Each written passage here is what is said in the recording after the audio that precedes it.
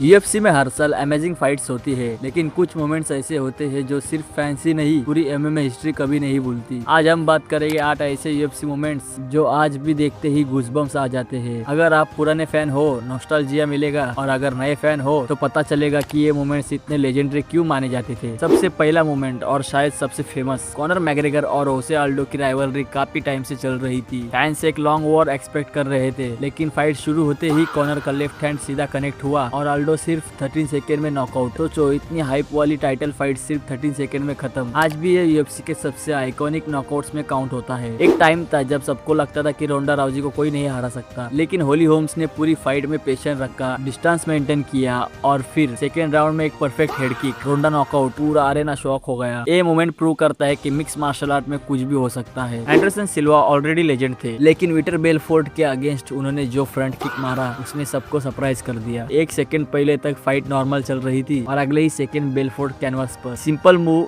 लेकिन perfect timing. आप सबको तो पता ही होगा, ये सिर्फ फाइट नहीं थी, ये पर्सनल राइवलरी थी। कॉनर और खबीब के बीच इतना ट्रैश टॉक हुआ था कि पूरी दुनिया ये फाइट देखना चाहती थी। फाइट में खबीब ने अपने रेसलिंग से कॉनर को कंट्रोल किया और फोर्थ राउंड में सबमिशन से जीत गया। उसके बाद जो केज के बाहर क्याओस हुआ वो भी हिस्ट्री का पार्ट बन गया। एलेक्स परेरा ने इजराइल अडेसानिया को पहले भी हराया था, इसलिए यूएफसी 287 में प्रेशर सिर्फ इजी पर था। फाइट के बीच जब परेरा अटैक कर रहा था तब अडेसानिया ने एक परफेक्ट काउंटर मारा। एक सेकंड में फाइट खत्म और उसके बाद इजी का सेलिब्रेशन। फैंस आज भी उस मोमेंट को याद करते हैं। ये मोमेंट देखकर हर फैन खड़ा हो गया था। फाइट के ऑलमोस्ट सारे राउंड कमारू उस्मान जीत रहा था। सबको लग रहा था डिसीजन उस्मान के नाम जाएगा, लेकिन लास्ट मिनट लियोन एडवर्ड्स का हेड किक लगा और उस्मान सीधा अनकॉन्शियस। एक किक ने पूरी फाइट बदल दी। 3 साल बाद कमबैक और सीधा हैवीवेट टाइटल फाइट। बहुत लोग सोच रहे थे कि जॉन जॉन्स हैवीवेट में भी डोमिनेट कर पाएगा, और आंसर मिला फर्स्ट राउंड में ही। जॉन्स ने सीरियल गेन को सबमिट किया और एक और चैंपियनशिप अपने नाम कर ली। ये रिसेंट हिस्ट्री का सबसे एंटरटेनिंग मोमेंट था। फाइट के लास्ट 10 सेकंड बचे थे। नॉर्मली फाइटर सेफ खेलते हैं, लेकिन मैक्स हॉलोवे ने केज के बीच पॉइंट करके जस्टिन गेजी को बोला, आओ